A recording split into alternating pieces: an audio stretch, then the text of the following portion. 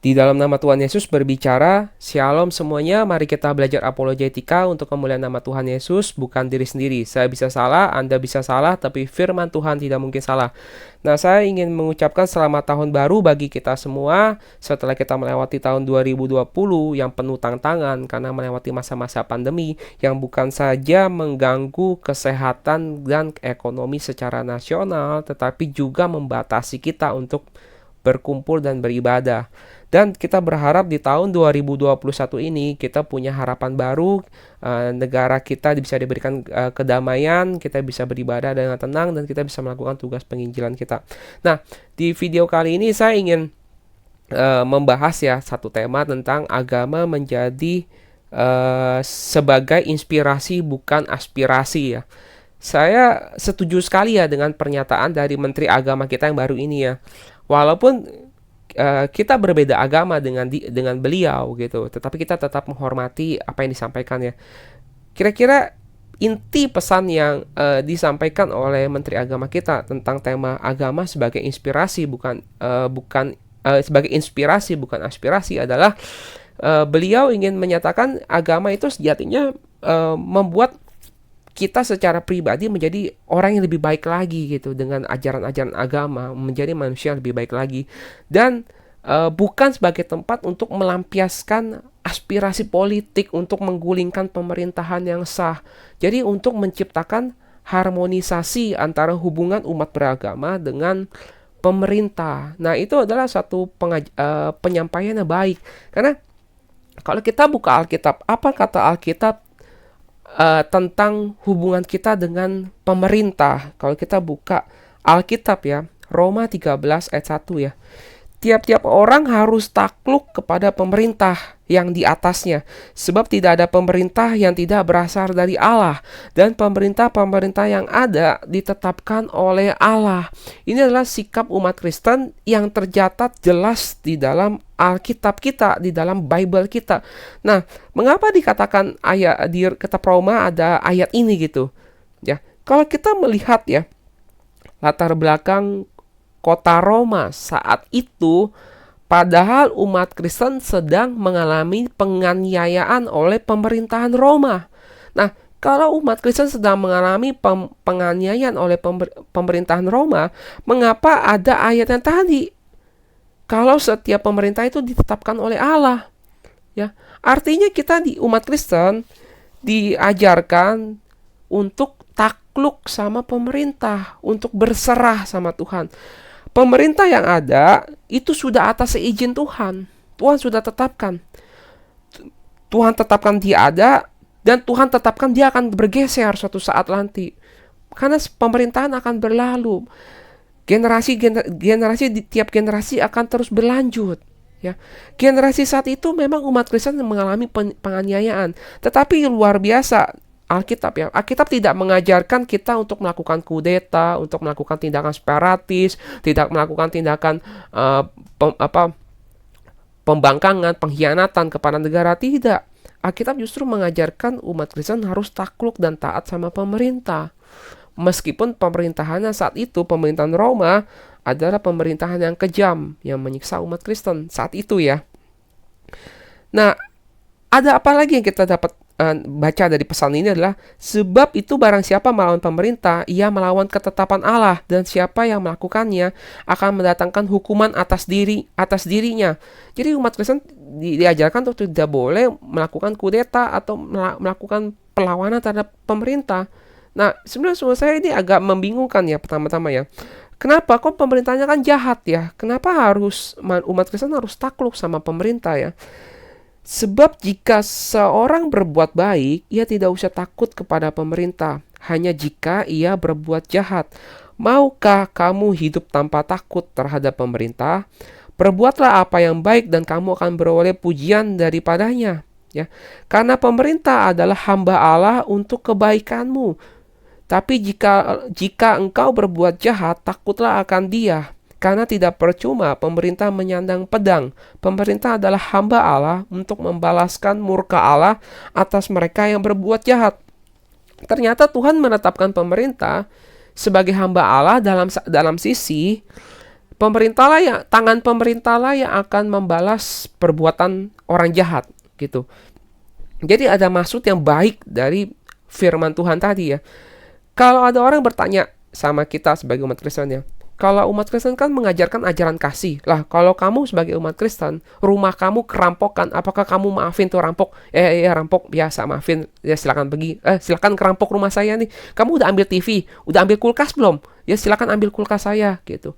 Bukan seperti itu. Kalau ada orang merampok rumah saya bisa laporin orang itu ke polisi. Itu adalah pemerintah.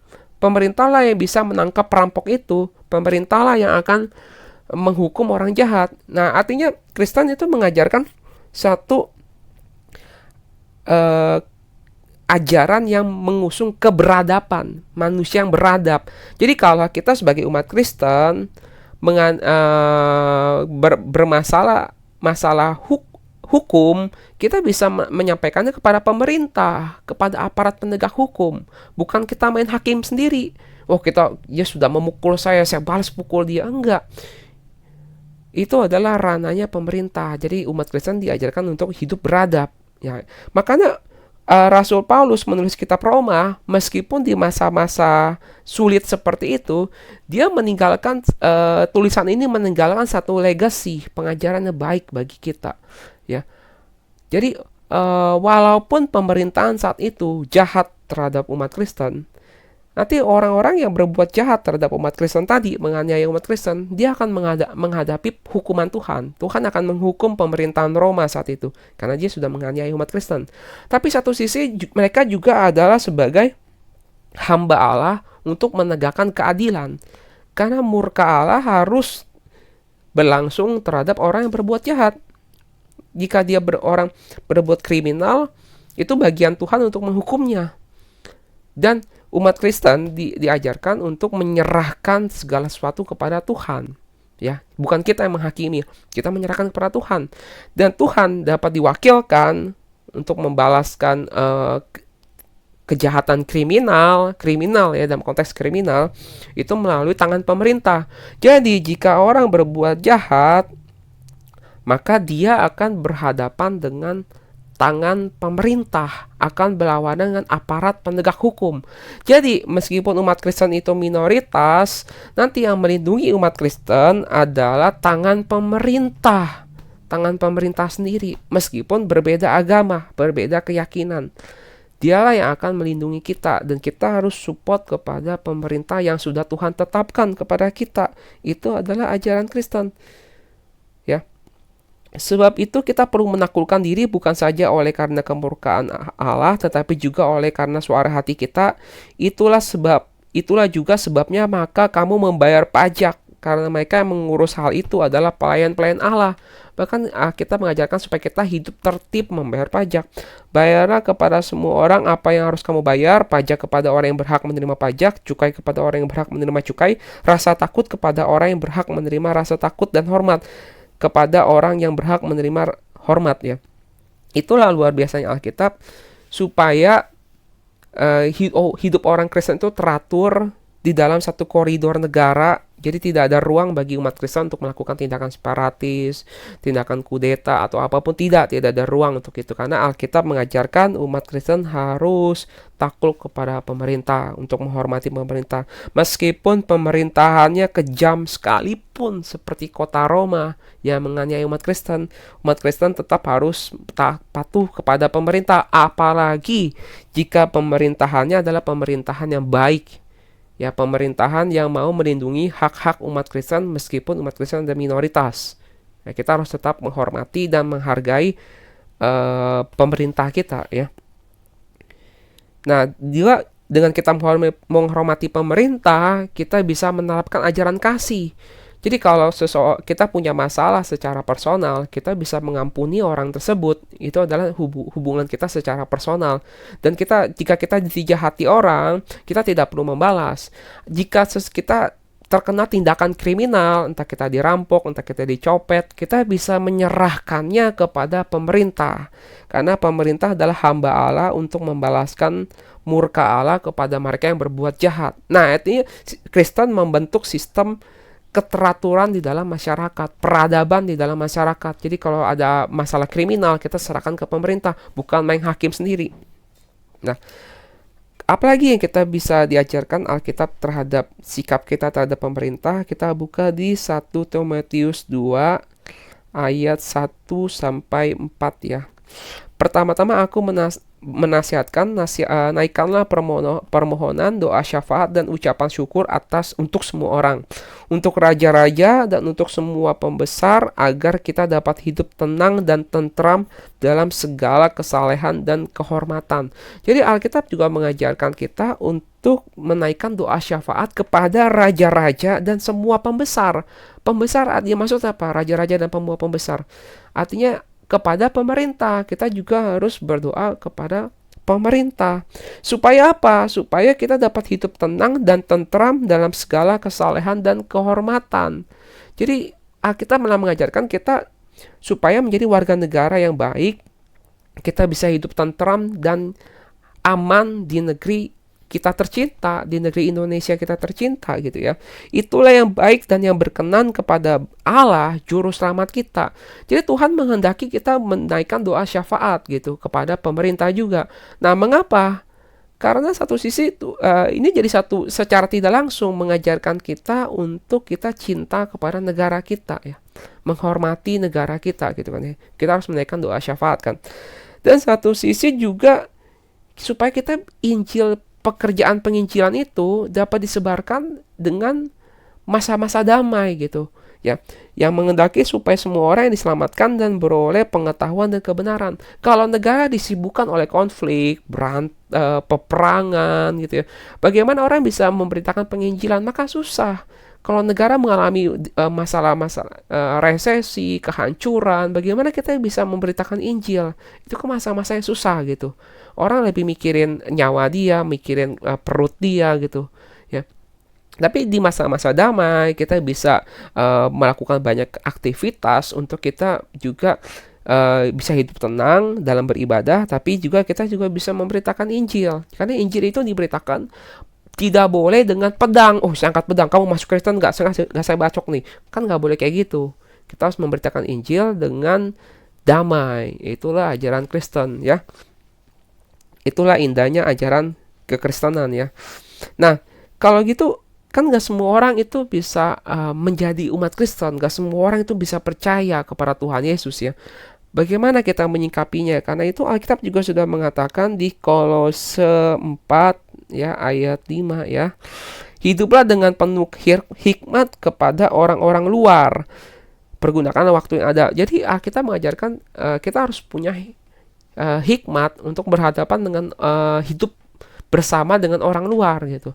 Orang-orang yang tidak memiliki keyakinan yang sama dengan kita gitu. Karena tidak mungkin kita bisa benar-benar hidup mengasingkan diri di hutan sana tanpa ada manusia lain, cuma orang-orang yang seagama dengan kita, kan nggak bisa. Kita harus hidup bermasyarakat, bersosialisasi. Kita akan ketemu dengan orang dari berbagai macam latar agama. Jadi kita menuntut kita harus bisa hidup penuh hikmat ketika kita berhadapan dengan orang-orang luar yang tidak seiman dengan kita gitu. Nah, bagaimana dengan pekerjaan penginjilan? Karena dengan kita penginjilan secara tidak langsung akan terjadi perdebatan dan mungkin akan terjadi gesekan gitu ketika kita menginjil. Sebenarnya kalau Alkitab ya dengan jelas juga kita bisa mencontoh dari pekerjaan penginjilan. Contohnya adalah pekerjaan penginjilan Rasul Paulus ya. Kejadian 19 ayat 23 ya.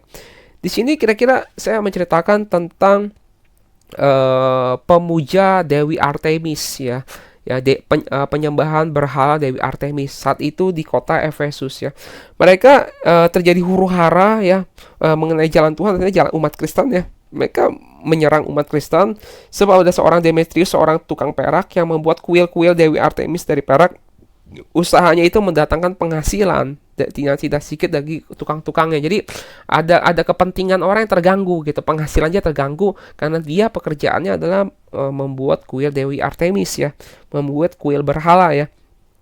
Ia mengumpulkan mereka bersama-sama pekerja-pekerja lain dan perusahaannya itu dan berkata, saudara-saudara, kamu tahu bahwa kemakmuran kita adalah hasil perusahaan ini.